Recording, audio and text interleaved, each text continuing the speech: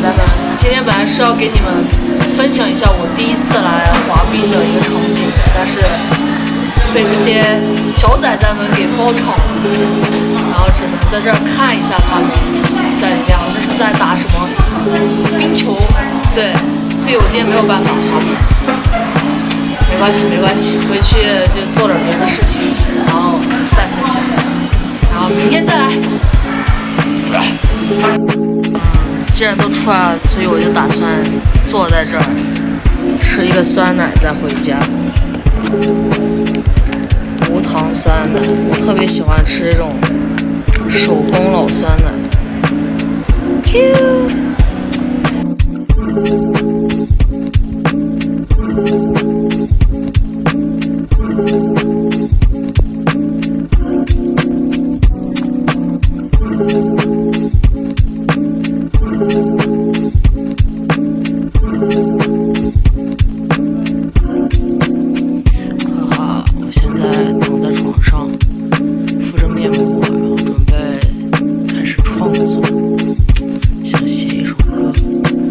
没想好写什么，我一般都是跟着那个 beat， 然后看那个感觉，然后跟着他在那儿叭的，然后乱嚷嚷，然后再去决定怎么写。我在说什么我也不知道，反正就随心所欲嘛，想到什么写什么。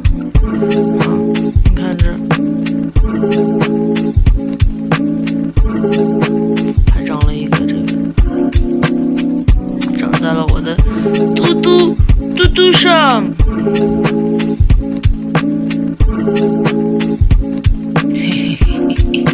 这个面膜有问题，不是我不好好敷它，是这个面膜的问题。这个面膜它就是敷不好。啊，好丑啊！这个不行。好了，已经快敷好了，干了就快敷好了，然后我就开始写词了。我现在写词我不会用那个笔记本了，就是因为写字就是太慢了，我就用备忘录打一下，备忘录打出来弄。我也不知道在胡言乱语什么，